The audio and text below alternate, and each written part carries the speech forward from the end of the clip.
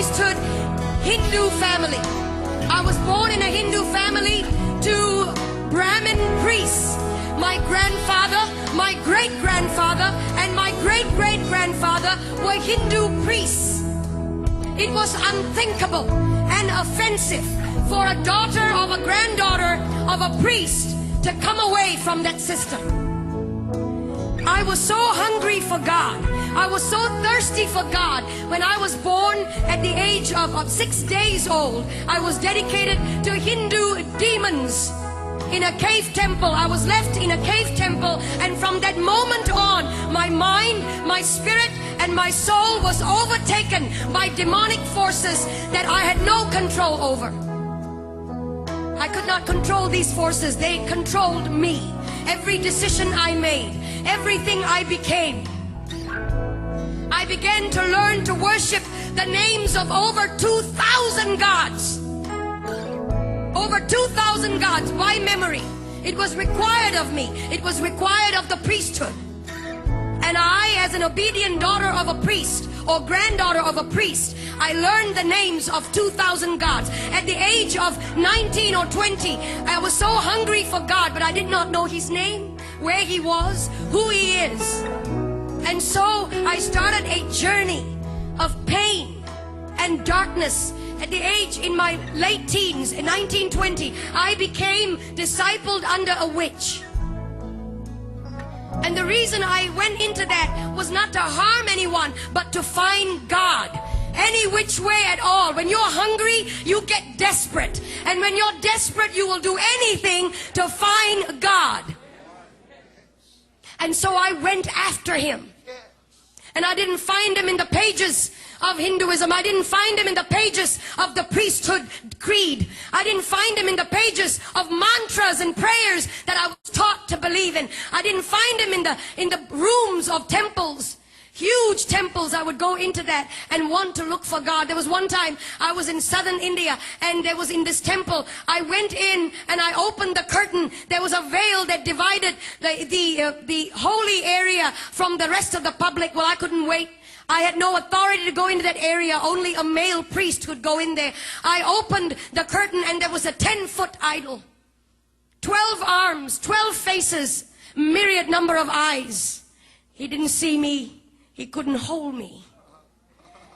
He had eyes and could not see me.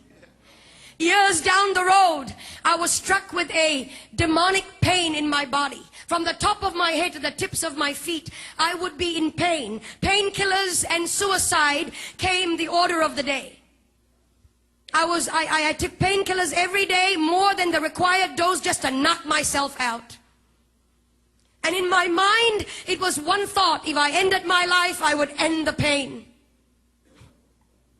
And so I was sitting at the edge of my bed, possibly on the last day of my life on this planet. Sometimes, when it all looks lonely, you feel that nobody really cares. Hear me, young people. He's watching over you. He's watching over you. And it may not be tangible, but He's over you. And He loves you. And He'll come through for you if you would just focus on Him and let the other stuff go. And I was sitting at the edge of my bed, frustrated, fed up. And I cried out like you have cried out. Jesus! I'd heard of that name when I was growing up. Christmas cards. Christian people that would come to my door and tell me He died for you. And I would resist them and argue with them. Proud and arrogant of the priesthood that I belonged to. Ignorant. And when I cried out, Jesus, the presence of a holy God began to filter through that room. That room was darkened. The lights were switched off. I was sitting on the edge of my bed. I never saw His face, but His voice was as audible as anything that I've ever heard before. I am Jesus. I am God. And He touched my body. No doctor could cure the disease that was in my body. No doctor could heal me. Young men, No doctor could provide the answers. Nothing out there can. And I've been there, done it, and I've tried it. Everything. The darkest road, I've taken it. Gentlemen. And he came to me. He touched my body. In an instant, that disease left my body. In an instant, I was healed. I began to feel his power and his presence course through my body. And then I went into this tiny church, about 50 people, and somebody up in front there looked a bit like this platform, and somebody up on this was talking about going into the water, that if you're baptized you become a new creature. Well, I didn't understand that either. I was wondering how water can make such a big difference. What's the big deal? We take showers every day. I went up to this preacher man and I said, will you put me in this water? Because everything and anything he wants me to do, I'm ready to do it. He has set me free. He has healed me. Anything and everything. No matter the price.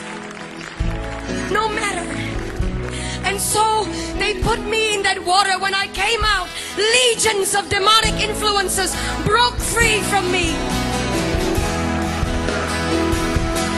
And I was set free, church. And today, depression is going to go. Heart disease is going to flee. Jesus is in this house. He's here. And if you could shout.